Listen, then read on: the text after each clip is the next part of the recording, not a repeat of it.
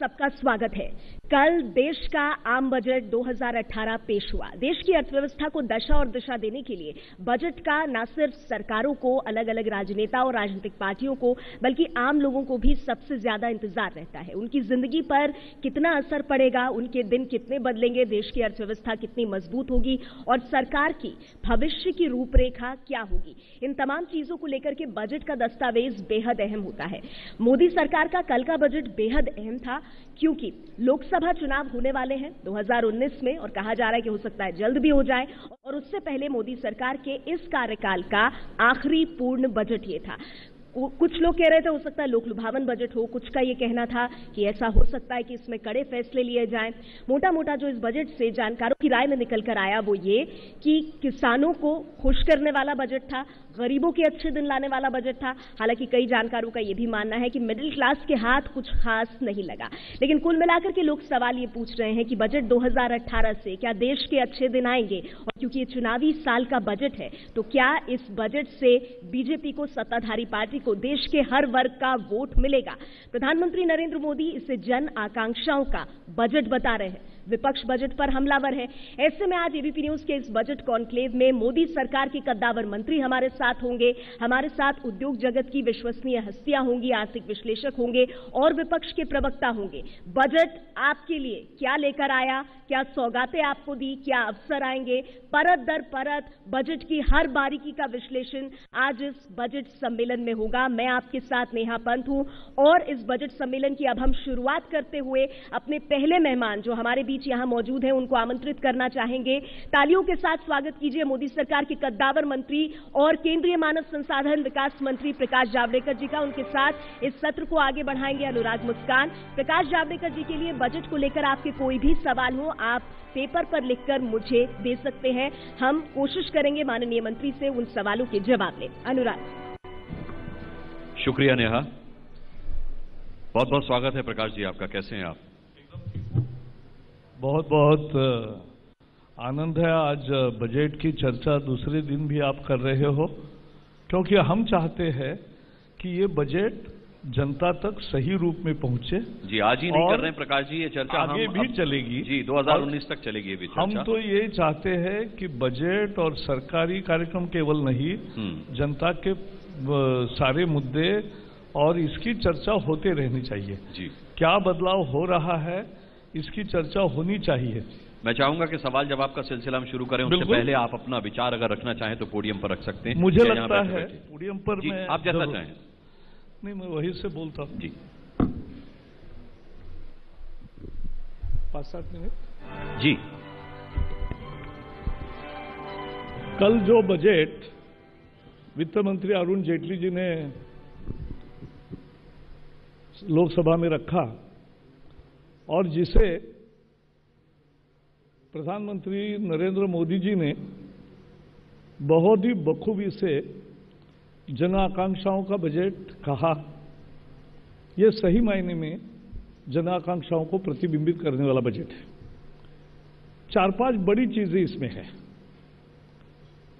सभी वर्गों के लिए देश को आगे ले जाने वाला एक प्राकृतिक, प्रोग्रेसिव, प्रैग्मेटिक बजट, ऐसा उसका वर्णन कर सकते हैं। Pro people. और इसका 3 बड़ी विशेषताएं। मैं किसान आंदोलन का हिस्सा रहा हूं। 40 साल से किसान लड़ रहे हैं एक मांग को लेकर। वो मांग है कि लागत खर्चे के आधार पर लाभकारी मूल्य मिलना चाहिए। और ये लाभकारी मूल्य कैसे तय होगा, remunerative prices, how to define, यह प्रश्न उठा। उसके बाद बहुत चर्चा विमर्श के बाद अटल जी के सरकार ने जब स्वामीनाथन कमीशन बनाया तो स्वामीनाथन कमीशन ने फॉर्मूला दे दिया कि कॉस्ट ऑफ प्रोडक्शन प्लस 50% यह होता है लाभकारी मूल्य। और पिछले 30 साल से ये जो मांग थी उसको एक आकार आया 12 साल पहले, और ये 13-14 साल पहले ये रिपोर्ट आया। 2004 में फिर यूपीए की सत्ता आई। मैं सांसद था मैंने हर बार यूपीए सरकार को पूछा कि सिफारिश जो ये मांग किसानों को अधिकार देने की, किसानों को हक देने की, किसानों को अपने उपज का वाजिब मूल्य मिलने का, ये जो सिफारिश क्रांतिकारी की है स्वामीनाथन जी ने, इसको आप स्वीकार करेंगे कि नहीं? और हर बार शरद पवार जी कांग्रेस के तरफ से उत्तर देते थे कृषि मंत्री के नाते कि हम ये मांग को स्वीकार नहीं करते हैं। So they were not accepting the demand. और ऐसे में 2014 के घोषणा पत्र में हमने ये ऐलान किया था कि किसान कल्याण का पूरा कार्यक्रम कैसे होगा, और सत्ता में आने के बाद लगातार एक के बाद एक कदम कृषि के विकास के लिए, किसान कल्याण के लिए किए गए। और उसमें कल जो घोषणा हुई है वो सबसे क्रांतिकारी घोषणा है कि अब किसानों के 30 साल की लड़ाई रंग लाई है और आज किसान को अधिकार मिला है, उपज के ऊपर 50% लागत मूल्य के ऊपर मिला रहा है। ये बहुत किसान के लिए जबरदस्त आज एक ऐतिहासिक फैसला हो गया। तो ये उसकी प्रमुख विशेषता है। गरीब के लिए या मध्यम वर्ग के लिए भी सबसे बड़ी समस्या होता है कि किसी कारण से हॉस्पिटल जाना पड़े तो क्या करें। तो हॉस्पिटल का खर्चे का बिल से ही फिर से हॉस्पिटल में दाखिल होने की नौबत आती है, कर्जा लेना पड़ता है, बहुत सारी दिक्कतें फैमिली को झेलनी पड़ती है। लेकिन अब 10 करोड़ परिवार, यानी केवल गरीबी रेखा के नीचे नहीं, निम्न मध्यम वर्ग भी उसमें आएगा, ये सबको 5 लाख तक का, फैमिली को 5 लाख तक का हॉस्पिटलाइजेशन का खर्चा मिलेगा। ये बहुत जबरदस्त हुआ कि 5 लाख तक उसको चिंता करने की जरूरत नहीं है, उसको मुफ्त में इलाज की सुविधा होगी। तो ये जो चीज है ये महत्वपूर्ण है। उसके साथ साथ एक तीसरा कदम उठाया है, सीनियर सिटीजन जो भी अब 12% हो गए हैं लोक संख्या में, तो इनका बड़ी एक समस्या थी कि घटते ब्याज दर में उनका मासिक आय कैसे रहेगी। तो 50,000 तक उनको 8% गारंटीड रिटर्न देने वाला 2 स्कीम्स बनाई है, और 50,000 तक का ब्याज का जो आय होगी उस पर टैक्स नहीं लगेगा। 1 लाख तक का मेडिकल का और बाकी खर्चे पर भी स्टैंडर्ड डिडक्शन मिलेगा। तो एक तरह से तो उनको ये सहूलत मिली है, और जो स्टैंडर्ड डिडक्शन दिया है वो भी उनको भी 40 जिनको पेंशनर्स है उनको भी लागू है। तो ये एक फैसला। फिर मध्य वर्ग को क्या चाहिए होता है? मध्य वर्ग को मुख्यतः एक अमन चैन शांति चाहिए होती है, एक तरक्की का माहौल होना चाहिए, एक सुशासन होना चाहिए। और आप याद करो यूपीए का जमाना, 10 साल में 50 बम विस्फोट, पूरा नक्सलवादी 10 राज्यों में कार्रवाइयां, आतंकवाद का सारी जगह ये पूरे अस्त व्यस्त इंटरनल सिक्योरिटी। आज क्या है स्थिति, कितना बदल गया। इंटरनल सिक्योरिटी में जो अद्भुत सुधार आया, फिर सुशासन जो आया, जो पारदर्शिता आई, जो भ्रष्टाचार खत्म हुआ, और उसके कारण जो डायरेक्ट बेनिफिट ट्रांसफर हुआ। राजीव गांधी कहते थे और सच कहते थे, कांग्रेस के थे लेकिन सच कहते थे कि मैं 100 रुपए दिल्ली से भेजता हूं लेकिन गरीब को 15 रुपए मिलता है। सही था। और उस समय मैं कहता था कि गली से बीच में आप 85 रुपए कहां जाते हैं, गली से दिल्ली तक तो कांग्रेस वाले ही है, तो वही जाते थे। तो ये आज मोदी जी 100 रुपए भेजते हैं तो 100 के 100 रुपए पहुंचते हैं, ये बड़ा फायदा हुआ है, ये बदलाव है। और इसलिए ये बड़ी बड़ी फीचर्स है, और इसके कारण मध्यम वर्ग भी, और उनको भी एक 40,000 का डिडक्शन मिला है। वो तत्कालिक होता है एक तरह से, लेकिन ये सच है कि उनको जो चाहिए, महंगाई यूपीए के जमाने में 10% होती थी, वो आज मोदी सरकार में 3% है पिछले 4 साल। अगर इतनी महंगाई कम हुई तो फायदा तो मध्य वर्गों को सबसे ज्यादा होता है, क्योंकि ज्यादा कंज्यूमिंग क्लास वही होता है, तो उनको फायदा हुआ है। तो ये चाहिए, सब वर्गों का ख्याल है, और इसलिए ये बजट को बहुत जबरदस्त स्वागत मिला है सब जगह, और हम देश के कोने कोने में इसको लेकर भी जाएंगे। मेरे शिक्षा के क्षेत्र में तो बहुत कुछ किया है, केवल 4 वाक्यों में उल्लेख करूंगा।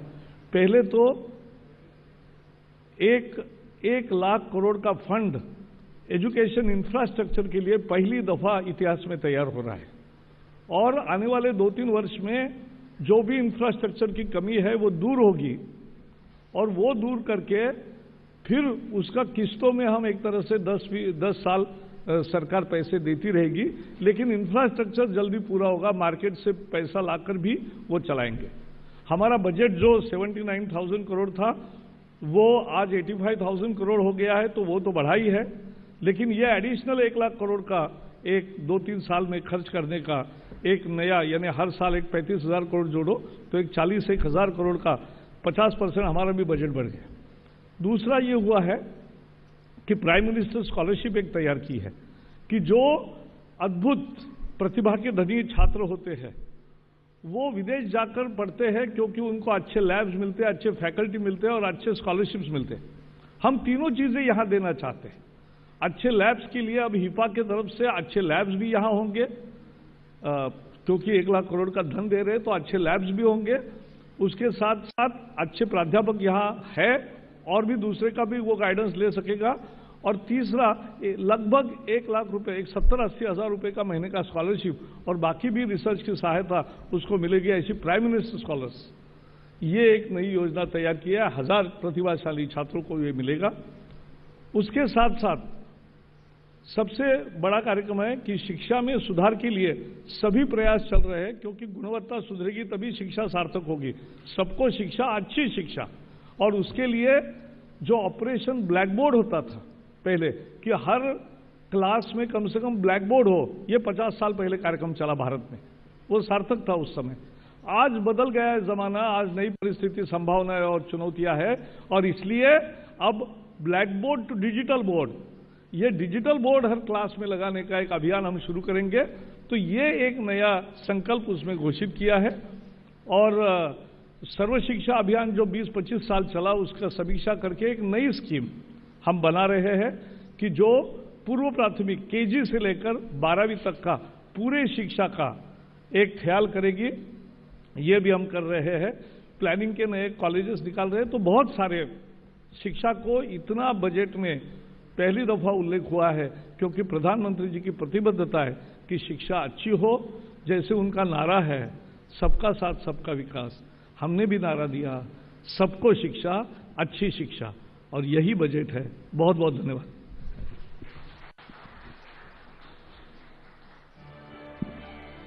प्रकाश जी, आपने बजट की उपलब्धियों पर प्रकाश डाला, लेकिन यहां पर कुछ तीखे सवाल भी आपका इंतजार कर रहे हैं और यहां जो लाइव ऑडियंस है उनके भी सवाल आएंगे, ट्विटर और फेसबुक से भी हम सवाल लेंगे। बिल्कुल।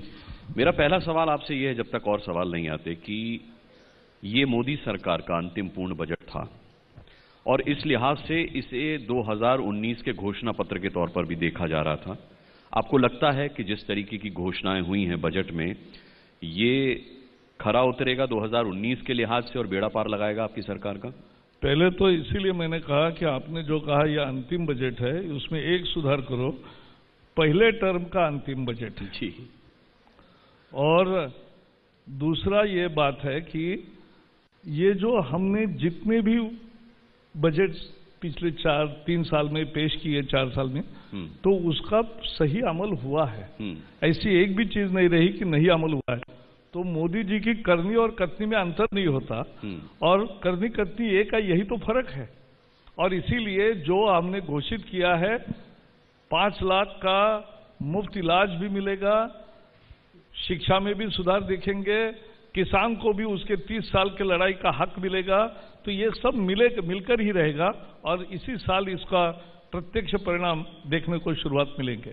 आपने सभी वर्गों की बात की और निश्चित तौर पर उज्ज्वला योजना का विस्तार करके जिस तरीके से महिलाओं के हक में इस बजट में बात की गई, 5 लाख रुपए मुफ्त इलाज 10 करोड़ परिवार, गरीब परिवारों को दिया जाएगा। 4 करोड़ घरों में आजादी के 70 साल बाद भी बिजली नहीं है। कभी कल्पना करते हैं 16,000 करोड़ रुपए खर्च करके 4 करोड़ घरों में जहां बिजली नहीं है।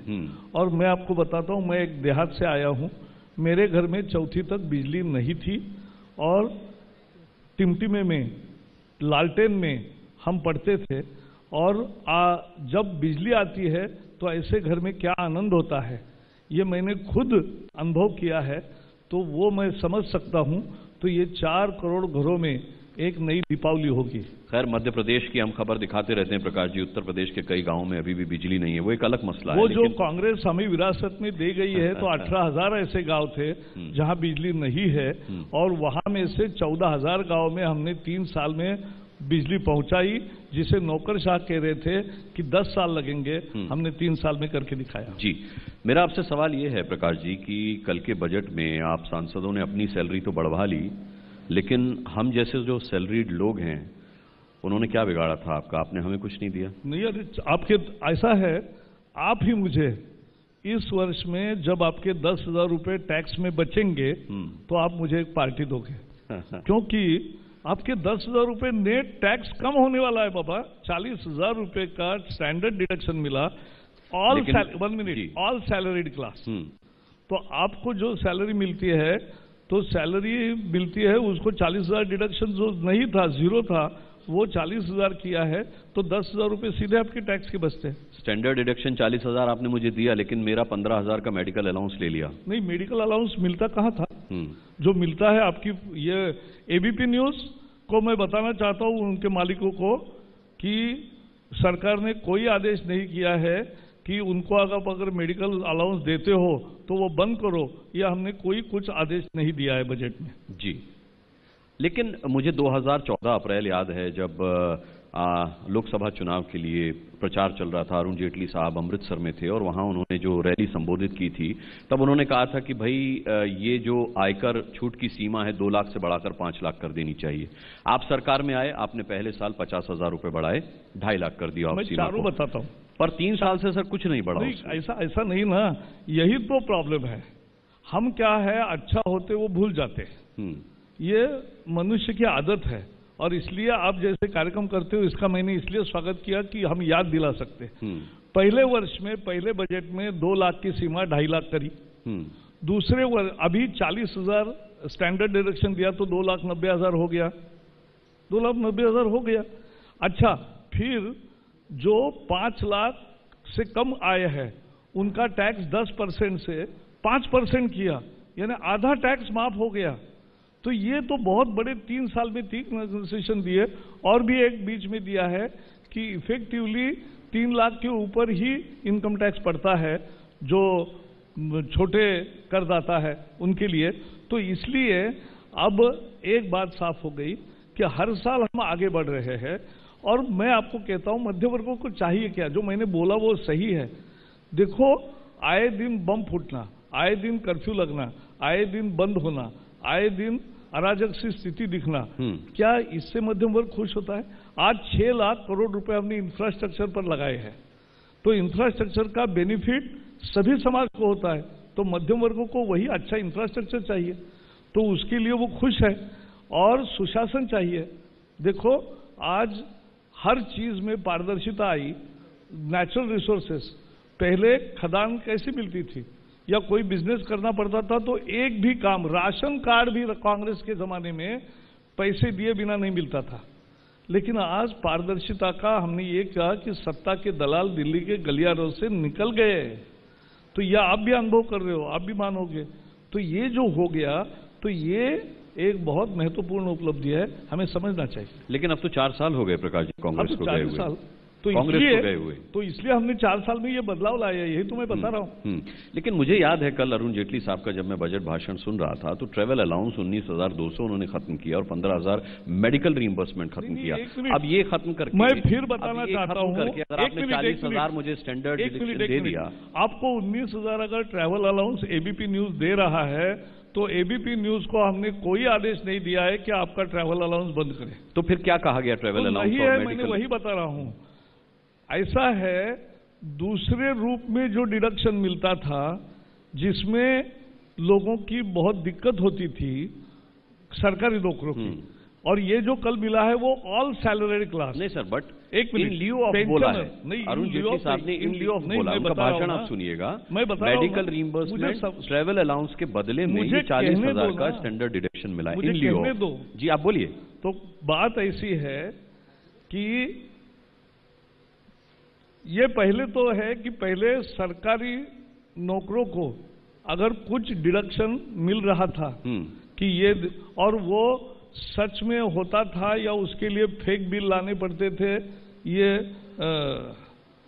दुनिया को जिनको बिल देने पड़ते हैं उनको पता है।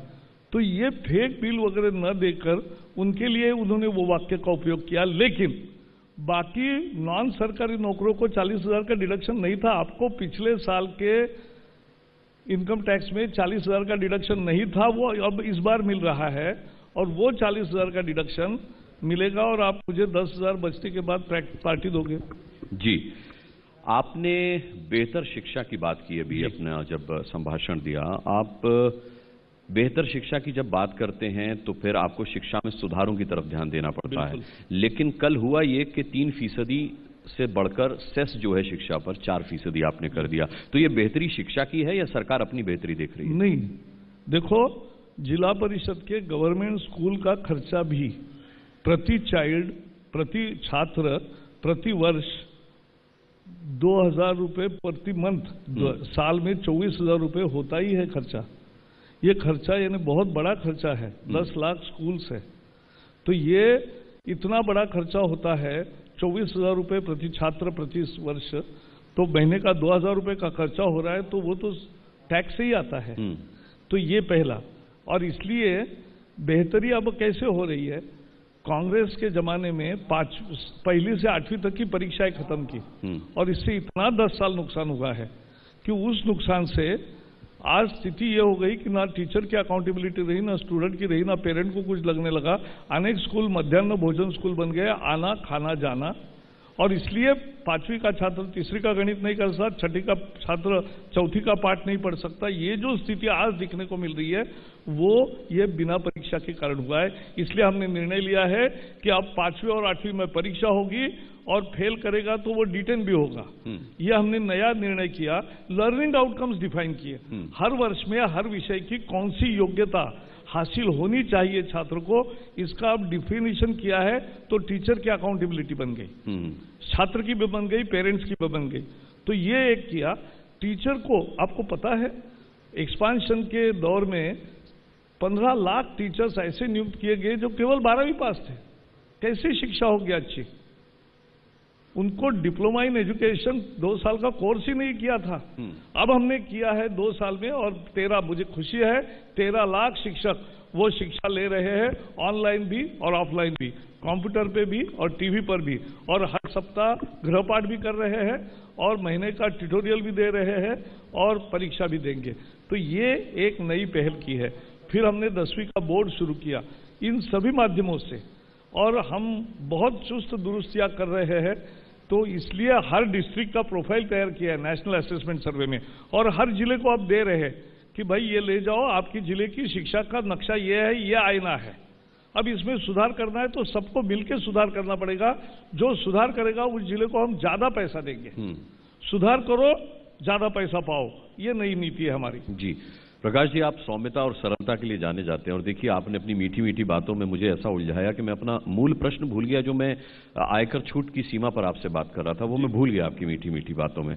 मैं आपसे फिर पूछना चाहूंगा कि जेटली साहब 5 लाख के पैरवी करते थे, यहां आपने कहा कि स्टैंडर्ड डिडक्शन मिला करके 2,90,000 हो गया। 3 भी नहीं हुआ सर, आप 5 की पैरवी करते थे। 3 तो हो ही गया, मैंने वही बताया। 250 तो हमने किया, 40,000 स्टैंडर्ड डिडक्शन दिया तो 2,90,000 हो गया। तो ये तो हो गया।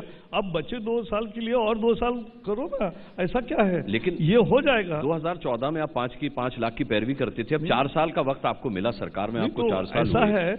हर चीज कोई पहले वर्ष में थोड़ी ना होती है, कोई 4थे में होगी, कोई 5वीं में होगी, कोई 6ठे में होगी। अपने को देश को आगे ले जाना है। और मैंने कहा आपको सड़क अच्छी चाहिए कि नहीं, आपको रेलवे अच्छी चाहिए कि नहीं। आज दिल्ली में मेट्रो अटल जी ने शुरू की। मेट्रो जब शुरू हुई तो कुछ लोग उसका भी विरोध कर रहे थे, लेकिन आज मेट्रो 30 लाख से ज्यादा लोग यूज करते हैं। उल्टा ज्यादा मेट्रो होने की मांग है, क्योंकि उसके डब्बे बढ़े, उसको ज्यादा लोग समाहित हो ताकि भीड़ भाड़, इतनी भीड़ में नहीं जाना पड़े, ये मांग है लोगों की। तो लोगों की सुविधा बढ़ेगी तो उसको खर्चा आता है। वो खर्चा नोट छाप कर नहीं होता है, वो जनता से ही इकट्ठा करना पड़ता है। और टैक्सेशन का प्रिंसिपल है, जिसकी देने की एबिलियत है वो दे, जिसकी नहीं है उसको दे। यही तरीका होता है बजट का। मोदी सरकार का मंत्र है प्रकाश जावड़ेकर जी, सबका साथ सबका विकास। आर्थिक स्तर पर सबका साथ सबका विकास क्यों नहीं है? आपने कल पेट्रोल पर 2 रुपए घटाए लेकिन सेस बढ़ा करके मामला बराबर कर दिया। बजट को विश्लेषक जो हैं वो इस तौर पर आकलन कर रहे हैं कि आपने एक हाथ से दिया दूसरे से ले लिया। आर्थिक मोर्चे पर देखिए अर्थव्यवस्था की हालत खराब है, जीडीपी का हाल बुरा है, तो आर्थिक स्तर पर क्यों नहीं सबका साथ सबका विकास? ऐसा है, ये सबका साथ सबका विकास वाला बजट है। आपको याद है, दुनिया में आज भारत सबसे तेजी से विकसित होने वाला आर्थिक ताकत है। परचेसिंग पावर पैरिटी में आज भारत 3रे नंबर की अर्थव्यवस्था है। इन प्योर टर्म्स 7वें नंबर की अर्थव्यवस्था है और जल्दी वो 5वें नंबर पे आ जाएगी, यानी इन एब्सोल्यूट टर्म्स ऑल्सो। लेकिन विपक्ष इन आंकड़ों पर सवाल उठाता है। वो कुछ भी कहो, लेकिन फैक्ट रिमेन्स फैक्ट, और वर्ल्ड का फैक्ट्स है वो वास्तविकता रहती है। सच को झूठ कहने से सच का झूठ नहीं होता, सच सच ही रहता है। तो नंबर 1। नंबर 2 ऐसा है उसमें कि ये जो आज हमारा एफडीआई केवल बढ़ा नहीं, हमारा एक्सपोर्ट ग्रोथ 15% हो रहा है। हमारे सर्विस सेक्टर की ग्रोथ रोबस्ट है, 8% हो रही है। हमारा मैन्युफैक्चरिंग ग्रोइंग है। तो सारा एक केवल डिप आया 5 पॉइंट वाला, लेकिन बाद में फिर सुधर गए और अब आईएमएफ ने भी कहा कि इस साल 7.2% से विकास होगा, अगले साल 7.5% का होगा। तो इस तरह से बढ़ता जाएगा। तो कंटिन्यूसली 7.5% 3 साल हुआ और चौथे साल भी 7.2 होगा और अगले साल 7.5 होगा। तो it's a best growing story of the world. ठीक है, मैं आपकी बात मान लेता हूं। आपने शुरुआत में कहा कि मिडिल क्लास को क्या मिला, तो मिडिल क्लास को भय मुक्त समाज चाहिए, भ्रष्टाचार मुक्त समाज चाहिए, उसे ये चाहिए कि वो अपना काम ठीक ढंग से एक स्वस्थ समाज में कर सके। लेकिन सबसे बड़ा असुरक्षित भाव तो आपने उसकी जेब को लेकर उसे दे दिया। नहीं दिया, यह ऐसा नहीं है। आप जिस तरह से मैं कल से डिबेट्स कुछ देख रहा हूं, अब क्या है, मैं भी पत्रकार था, तो पत्रकार का एक नजर होता है कि उसमें क्या कमी है, व्हाट इज न्यूज वर्दी, ये ढूंढते हैं, और क्या कमी है वो ढूंढकर उसकी न्यूज बनाना वो तो अधिकार है उनका और वो दिखाना भी चाहिए। लेकिन जैसे फिर लगने लगता है कि भाई सब न्यून ही है, सब कमी है, ऐसा नहीं है। बहुत बड़ा ऐसा है, हर बजट की कोई विशेषता होती है। अब कोई कहेगा कि इसमें आयुष का कुछ नहीं लिखा या इस विभाग का कुछ नहीं लिखा, ऐसा नहीं होता है। बजट का भाषण एक छोटा संक्षिप्त भाषण होता है, फिर भी लगभग 2 घंटे लगे, और बाकी सारा बजट के डॉक्यूमेंट्स में है। इसका विश्लेषण करते जाएंगे तब पता चलेगा कि कितने मूलगामी सुधार इस बजट के द्वारा हम पेश कर रहे हैं। ये सच्चाई है। किसानों की बात की हमने, नोट किया प्रकाश जावड़ेकर जी की 105 मिनट के अपने बजट भाषण में 13 मिनट किसानों की बात की, कृषि की बात की वित्त मंत्री ने। जो मूल्य है किसानों को, जो वो बढ़ाया गया देने के लिए कि भाई उनको 3 गुना ज्यादा मूल्य दिया जाएगा, ये इसकी क्या योजना है? अभी ये भी तो हवा में ही है। नहीं, हवा में नहीं है। मैं आपको बताता हूँ क्या योजना है। अभी मई में खरीफ के लिए एमएसपी घोषित होगा। ये न्यूनतम समर्थन मूल्य घोषित होता है, हर साल घोषित होता है। खरीफ के पहले खरीफ का, सोइंग के पहले, और रबी के सोइंग के पहले रबी का होता है। और ये जो होता है, सारी लड़ाई किसान की यही चली है कि हमें भीख नहीं चाहिए, हमारा अधिकार चाहिए। हमें कर्ज माफी या ये सहूलत और वो सहूलत वो नहीं चाहिए, हमें उपज का सही मूल्य मिलना चाहिए। और सही मूल्य क्या? लाभकारी मूल्य। लाभकारी मूल्य क्या? Cost of production plus 50%। यही एकमात्र मांग सभी पार्टियों की, सभी किसान संगठनों की और सभी किसान आंदोलन की रही। और जब से स्वामीनाथन कमीशन आया तो उसका रूप बन गया कि स्वामीनाथन कमीशन की मांग फॉर्मूला लागू करो। लागू हो गया। अब दिखने को मिलेगा मई में जब घोषणा होगी खरीफ के फसल के एमएसपी की, तब उसमें बढ़ा हुआ एमएसपी आपको दिखेगा। यही किसान का आंदोलन है। तो यानी इस मंच के माध्यम से आप ये बता रहे हैं कि खरीफ की फसल जब सरकार खरीदेगी तो खरीदेगी तब तो ज्यादा पैसे होगा, लेकिन उसका मूल्य तो मई में अभी घोषित होगा। अच्छा, तब से किसान को मिलने लगेगा वो? तब से, यानी जब बाजार में आता है तब से मिलेगा ना। तब पहले सोइंग के पहले उसको गारंटी देते हैं कि भाई आप लगाओ, आपको इतना पैसा मिलने वाला है। ठीक है। मैं जनता के भी सवाल अब ले लेता हूं प्रकाश जी। एक मिनट 10-15 मिनट में निकलना भी है, पार्लियामेंट है। नहीं बिल्कुल, मैं स्वागत करूंगा आपका। मनीषा राज हैं, ये पूछना चाहती हैं कि जीएसटी और डिमोनेटाइजेशन तो अभी तक इम्प्लीमेंट ठीक से आप कर नहीं पाए, आपकी सरकार कर नहीं पाई, और इतने सारे स्कीम्स जो आप बजट में लाए हैं वो कैसे इम्प्लीमेंट करेंगे? अभी तो नोटबंदी से नहीं उबर पाया देश, अभी तो जो आपने योजना उसके लिए चलाई थी जीएसटी का, जीएसटी और डिमोनेटाइजेशन अभी आप ठीक से लागू नहीं कर पाए। जीएसटी में अभी भी सुधार चल रहे हैं। जीएसटी नोटबंदी से देश उभर नहीं पाया है। नोटबंदी से देश कब का उभर गया? अप्रत्यक्ष करदाताओं की संख्या में 50% वृद्धि हुई। को टोटल करदाता अब 8 करोड़ 53 लाख हो गए।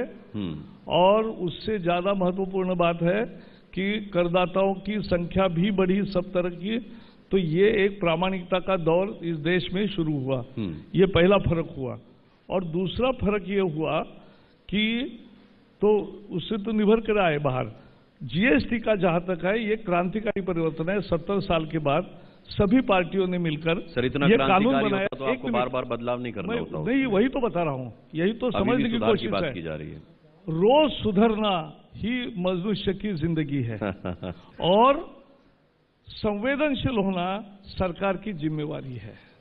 और ये मोदी सरकार है कि जो जिम्मेवार है और संवेदनशील है।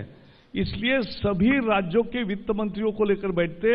आप केरल के कम्युनिस्ट वित्त मंत्री को पूछिए, कर्नाटक के कांग्रेस के वित्त मंत्री को पूछिए, या किसी भी दूसरे दल के, अभी ज्यादा रहे ही नहीं, लेकिन जो भी वित्त मंत्री है वो देखेंगे तो आपको समझ में आएगा कि वो भी कहते हैं, क्योंकि सबने मिलकर एक राय से कानून बनाया, सबने मिलकर एक राय से रेट्स लगाए, सबने मिलकर उसके नियम बनाए, और सब मिलकर हर महीने मिलकर जो भी नई नई समस्याएं या कोई अपेक्षाएं है उसमें क्या सुधार करना है वो सब विचार करके सब मिलकर सुधार कर रहे हैं।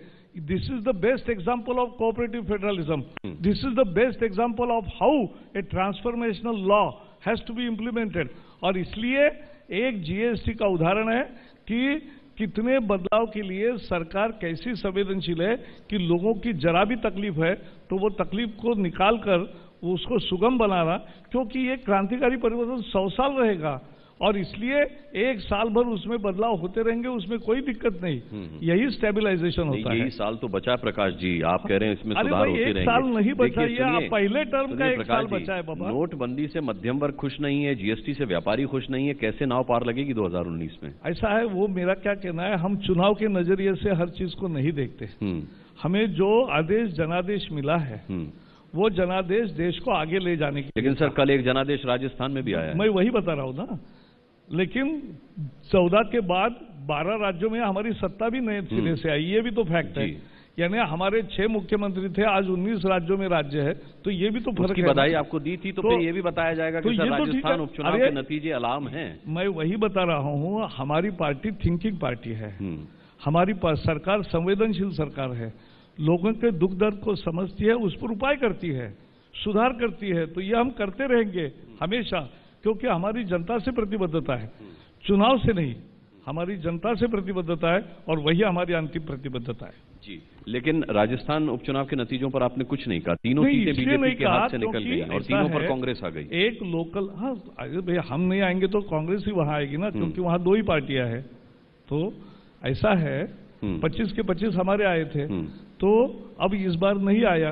तो हर चुनाव का एक विश्लेषण होता है, और हमने जैसे कहा हम थिंकिंग पार्टी है, तो हम सारा विश्लेषण बूथ वाइज रिजल्ट लेके क्या हुआ क्या नहीं हुआ उसका विचार भी करते हैं, और उसमें आवश्यक जो बदलाव होते हैं वो भी करते हैं। तो ये, क्योंकि मैंने जैसे कहा हमारी प्रतिबद्धता जनता से है, चुनाव में नहीं, जनता से प्रतिबद्धता ही हमारी विशेषता है। प्रकाश जी, इस बजट में अरुण जेटली साहब ने 70 लाख रोजगार देने की बात कही है। पिछले दिनों गुजरात में जब राहुल गांधी गए थे तो उन्होंने 50 लाख के आपके वादे पर सवाल उठाया था कि भाई कहां है रोजगार, अभी तक लोगों को रोजगार मिला नहीं। तो पहले का ही रोजगार का वादा पूरा नहीं हुआ है, आप ये 70 लाख कहां से लाएंगे? आप पानी पी लीजिए पहले आराम से। मैं पानी तो पी लिया, पिलाऊंगा भी। लेकिन 2 मुद्दे हैं इसमें कि पहले तो 70 लाख पिछले वर्ष में उन्होंने जो उल्लेख किया वो 70 लाख पिछले वर्ष में फॉर्मल जॉब्स मिले हैं उसकी संख्या उन्होंने बताई, और इस साल उससे भी ज्यादा होगा।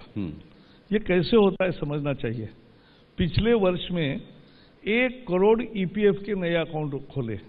अब मुझे बताओ, एम्प्लॉय बिने बगैर एम्प्लॉयज प्रोविडेंट फंड का अकाउंट नहीं खुल सकता।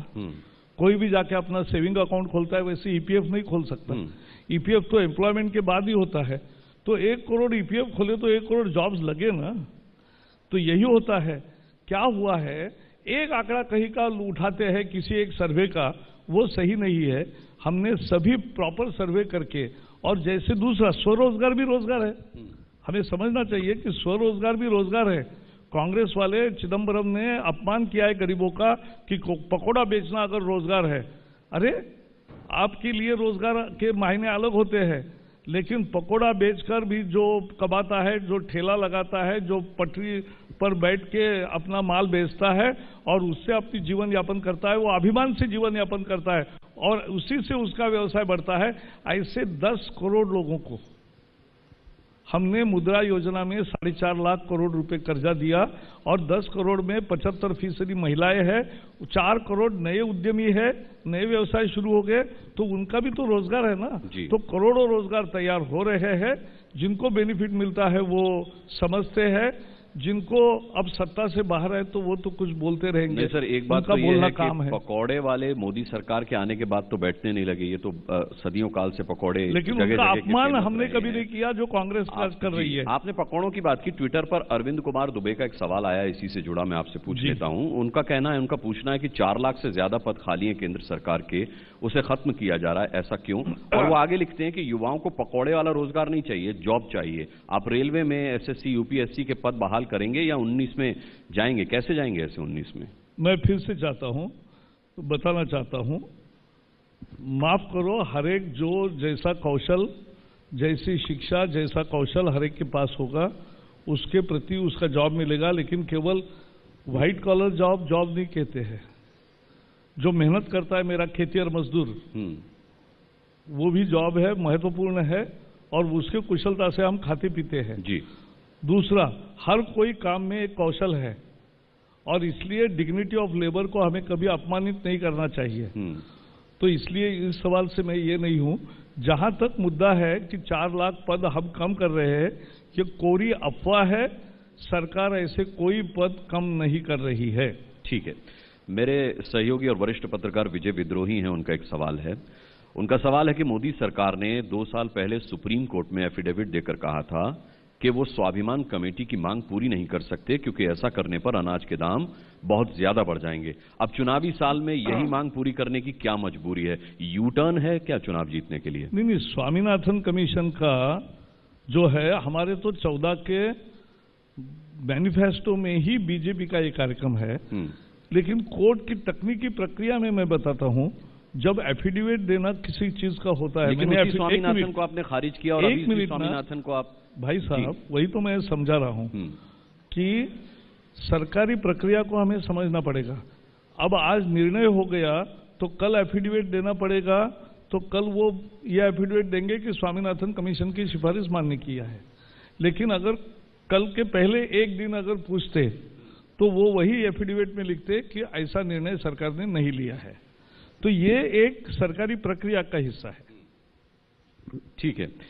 ट्विटर पर विक्रम सिंह का एक सवाल है, आपकी शिक्षा से जुड़ा हुआ है। वो पूछना चाहते हैं कि सिर्फ शहरों के स्कूलों को बेहतर करने पर क्यों जोर दिया जा रहा है? क्या गांव में कभी अच्छे स्कूल नहीं आएंगे? उल्टा, क्या गांव में शिक्षा के लिए बेहतरी पर कोई सरकार काम नहीं करेगी? ये प्रश्न इसलिए गलत है कि ऐसा तो हमने कहीं कहा ही नहीं। उल्टा, सरकारी स्कूल जो देहात में है वो ज्यादा अच्छे करने का ही प्रयास है, और इसलिए एक नई पहल बजट में है। गांव में स्कूलों का क्या हाल है, बच्चे कैसे पढ़ते हैं? बता रहा हूं ना, मैं अपने शो घंटी बजाओ में दिखाता हूं सर अक्सर। तो वही मैं आपका देखता हूं शो घंटी बजाओ, और उसका मैं तुरंत जांच करके तुरंत सुधार करता भी हूं। और अब इस बार जो सर्व शिक्षा अभियान के जगह जो नई आई है, उसमें ग्रांट मिलने के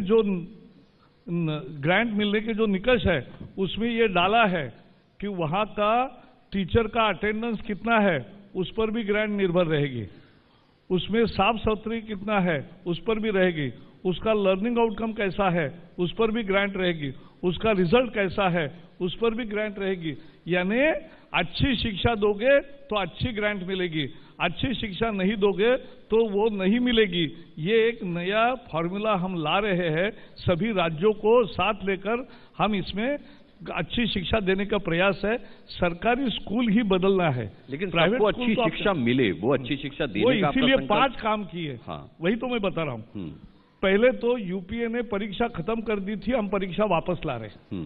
दूसरा, उसमें लर्निंग आउटकम्स डिफाइन ही नहीं किए थे। अब हम यानी तीसरी में छात्र है तो गणित का क्या ज्ञान आना चाहिए, भाषा का क्या आना चाहिए क्षमता, गणित में क्या आना चाहिए, साइंस में क्या आना चाहिए, ये हमने हर वर्ष का तैयार किया, उसके हैंडबुक्स तैयार किए, उसका ट्रेनिंग दिया टीचर्स को।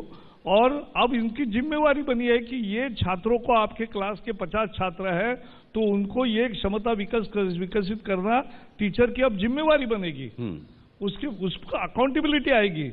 तो ये एक पहला काम किया है, परीक्षा लाया है, 10वीं का बोर्ड लाया है और टीचर को ट्रेनिंग किया है। और बहुत सारे नए कार्यक्रम कर रहे हैं कि जिससे गुणवत्ता पर जोर होगा और जो मेरे गरीब छात्रों का भी अधिकार है अच्छे शिक्षा का, और इसलिए सरकारी स्कूलों की दशा सुधरने। मैं खुद जिला परिषद में पढ़ा हूं, जिला परिषद स्कूल में, मैं कोई कॉन्वेंट बिन्वेंट से नहीं आया हूं।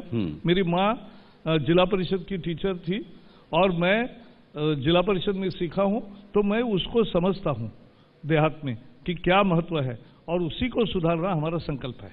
एक सवाल अभिषेक पूछना चाहते हैं यहां से कि प्राइवेट स्कूलों में माता पिता की इनकम के हिसाब से एडमिशन हो या फीस का निर्धारण किया जाए, इस तरीके का प्रावधान क्यों नहीं होता? और इसी से जुड़ा एक सवाल ऋषि कुमार श्रीवाल का भी है ट्विटर पर। किसका सवाल था? ये अभिषेक का सवाल है। ये अभिषेक को मैं बहुत बहुत बधाई देना चाहता हूं कि जो सवाल उठा रहा है कि आय के आधार पर फीस क्यों नहीं तय होती। ये एक अच्छा सुझाव है, जनता को ये भी सोचना चाहिए, क्योंकि दिल्ली यूनिवर्सिटी जैसी यूनिवर्सिटी में अनेक छात्र मोटरसाइकिल तो बहुत लेकर आते हैं, लेकिन गाड़ियां लेकर आते हैं लेकिन फीस 15 रुपए महीने का भरते हैं। तो ये भी लोग उठाते हैं सवाल। अच्छा लगा मुझे सवाल जी। तो इस दिशा में कुछ करेंगे आप? नहीं, अच्छा सुझाव है ये, मैंने कहा। अच्छा, एक सवाल ऋषि कुमार श्रीवाल का है कि एक देश एक टैक्स, तो एक शिक्षा नीति कब लाएंगे आप? जितना प्रयास जीएसटी के लिए हुआ है, शिक्षा नीति के लिए क्यों नहीं होता? हो रहा है। शिक्षा नीति के लिए कस्तूररंगन जी के नेतृत्व में एक बड़ी समिति काम कर रही है। 31 मार्च तक उन्होंने समय मांगा है। उनका प्रारूप आने पर वो हम चर्चा भी करेंगे, सबको मालूम भी होगा। एक सार्थक अगले 20 साल शिक्षा के कैसे चुनौतियां है, दुनिया में बढ़ने का कैसा अवसर है और भारत की शिक्षा सबसे अच्छी शिक्षा कैसे हो, इस दिशा में उन्होंने बहुत अच्छा विचार किया है और उसके तरह ये शिक्षा नीति आएगी। जी सर, हर 3 लोकसभा सीट पर एक मेडिकल कॉलेज है, इतने टीचर कहां से लाएंगे आप? ऐसा है, पहले अंडा या पहले मुर्गी, ये दोनों होता है ना, तो वो सवाल में ना उलझे हम। पहले फैसिलिटीज तैयार करें, धीरे धीरे संख्या बढ़ रही है, हर साल नए नए आ रहे हैं, पैशन से भी लोग सीखेंगे। मैंने एक प्रयोग किया कि 11 अविकसित राज्यों में 53 गवर्नमेंट इंजीनियरिंग कॉलेजेस थे और इंजीनियरिंग कॉलेज में वो नहीं मिल रहा था अच्छी शिक्षा, क्योंकि 60% टीचर की वैकेंसी होती थी, टीचर नहीं मिलते थे। हमने अपील किया यूथ को और आईआईटी, एनआईटी, आईसर, आईआईएससी ऐसे बड़े बड़े संस्थान के पीएचडी और एमएड, एमटेक किए हुए छात्रों को हमने अपील किया। 5000 छात्रों ने 3 साल देने के लिए मंजूरी दी, उसमें से 1200 का हमने चयन किया और 1200 लोग आज सभी कॉलेज में दाखिल भी हो गए हैं। यह शिक्षा के सुधार का कार्यक्रम है। वैसे ही मेडिकल में भी अनेक तरह से अच्छे डॉक्टर्स मिलेंगे और ये जैसी फैसिलिटी बढ़ती है तो ये पूरा माहौल ही बदलेगा। बहुत लोग बाहर से भी वापस आके यहाँ पढ़ाने लगेंगे। बहुत सारे लोगों ने कहा, प्रकाश जावड़ेकर जी आपके मेहमान है तो ये जरूर पूछिएगा, बच्चों के बस्ते के बोझ से लोग परेशान हैं। बिल्कुल कम डिजिटल इंडिया में आप कहते हैं कि मोबाइल पर आप बैंकों को ले आए, बच्चों के बस्ते का बोझ भी तो कम कीजिए। बच्चों के बस्ते का बोझ कम करना हमारा प्राथमिक काम है। हमने उस पर बहुत पहल की है और जैसे अनेक राज्यों ने अलग अलग प्रयोग किया, क्योंकि ये प्राथमिक शिक्षा का मुख्यतः विषय राज्यों के पास होता है, लेकिन स्कूल में जाके स्कूल में ही छत्तीसगढ़ ने क्या किया, स्कूल में एक सेट रखा छात्रों का, पिछले साल का जो छात्र का सेट है वो वही रखा, वो स्कूल में रखने की जगह की, और घर में वो छात्र का सेट होता है वो बिना दफ्तर का आता है, वो स्कूल में स्कूल के पुस्तक लेकर पढ़ता है, घर में जाकर घर की किताब पढ़ता है, केवल वही जो लेना है वो लेता है। दूसरी एक पहल एक संगठन ने की है और एक राज्य ने की है कि एक ही किताब निकाले, तो एक किताब एक साल का, यानी पहली का एक ही किताब, दूसरी का एक ही किताब, तीसरी का एक ही किताब, उसमें ही सभी चारों विषय, और छोटा इतना सा किताब है। दूसरा एक अच्छा काम किया है एक मद्रास तमिलनाडु गवर्नमेंट ने कि एक एक टर्म के ही किताबें निकालते हैं, तो छोटी छोटी किताबें हैं, 4 महीने के लिए किताब होती है, फिर 4 महीने के बाद दूसरी किताब है, तो ये भी अच्छी है। तो सभी पहलों को हम प्रोत्साहन दे रहे हैं ताकि बजट कम होगा, और हमने केंद्रीय विद्यालयों में कुछ स्टैंडर्ड में प्रायोगिक रूप में टैब देना शुरू किया है, ताकि टैब ही ले जाएगा, उसमें ही सारी किताबें होंगे। डिजिटल बोर्ड की कल्पना है, उसमें भी वही होगा। चलिए, उम्मीद करते हैं कि जो खामियां आपने नोटिस की हैं उसे आप जल्दी से दूर करें, और जो योजनाएं आपने घोषित की हैं उसे आप जल्दी से लागू करें। प्रकाश जी, एक मध्यम वर्ग और गरीब के बीच आपने ब्रिज बनाया है, उसकी दूरी को खत्म किया है। हम चाहेंगे कि मोदी सरकार के प्रयासों से अमीर और मध्यम वर्ग के बीच की ये दूरी है वो भी खत्म हो। आपने समय दिया, बजट को समझाने का प्रयास किया, कोशिश की। एबीपी न्यूज का मैं बहुत आभारी हूँ कि इस तरह से सार्थक चर्चा से ही जनता तक सही बातें पहुंचती है। भले कोई ये कहे, किसी को ये अच्छा लगे, किसी को दूसरा अच्छा लगे, लेकिन चर्चा लोगों तक पहुंचनी चाहिए। बहुत बहुत धन्यवाद। बहुत बहुत धन्यवाद प्रकाश जी आपका। बहुत बहुत शुक्रिया प्रकाश जावड़ेकर जी आपका। मैं 2 मिनट आपकी ओर चाहूंगी और निवेदन करूंगी एबीपी न्यूज के associate managing editor Rajnish Ahuja ji से।